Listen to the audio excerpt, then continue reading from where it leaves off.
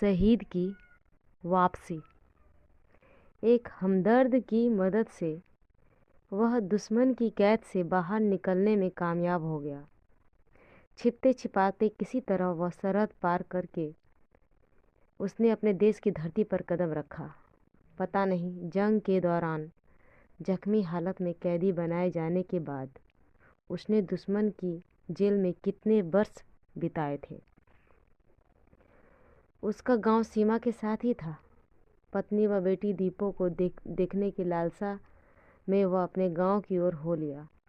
जब वह गांव से बाहर पहुंचा तो अंधेरा हो चला था। गांव के बाहर उसने एक बोर्ड पर शहीद रणजीत सिंह का गांव लिखा देखा। वह हैरान रह गया, तो मुझे मरा हुआ समझ लिया गया है। घर के दरवाजे पर लगभग 50 वर्षीय एक औरत खड़ी किसी का इंतजार कर रही थी। वह उसके समीप पहुंचा तो उसकी आंखें आश्चर्य मिश्रित खुशी से चमक उठी। यह तो बंतो है, मेरी पत्नी। यह इतनी उम्र की क्यों लग रही है? उसकी आंखें भर आई। बंतो, मुझे पहचाना नहीं? बंतो देर तक मोटे शीशे की एक ऐनक में से उसको खराब हुए चेहरे को देखती रही। फिर उसकी आंखें हैरानी और बेतहाशा खुशी में चमक उठी।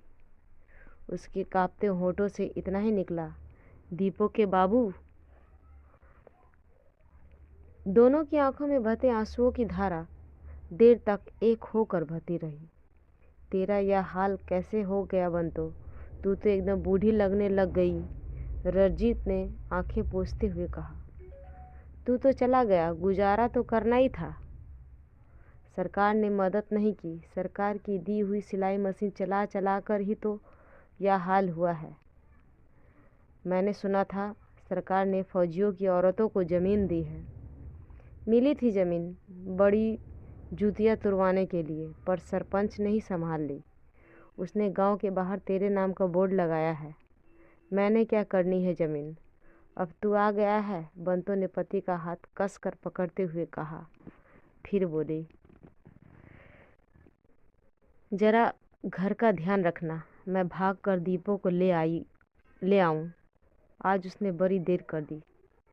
कहाँ गई है दीपो? नंबरदार के यहाँ काम करने गई थी, कहकर बंतो तेज कदम से निकल गई। कमरे की चारदीवारी पर टंगी अपनी जवानी की तस्वीर देखने के पश्चात उसने शीशे में अपना चेहरा देखा तो उसकी आंखों में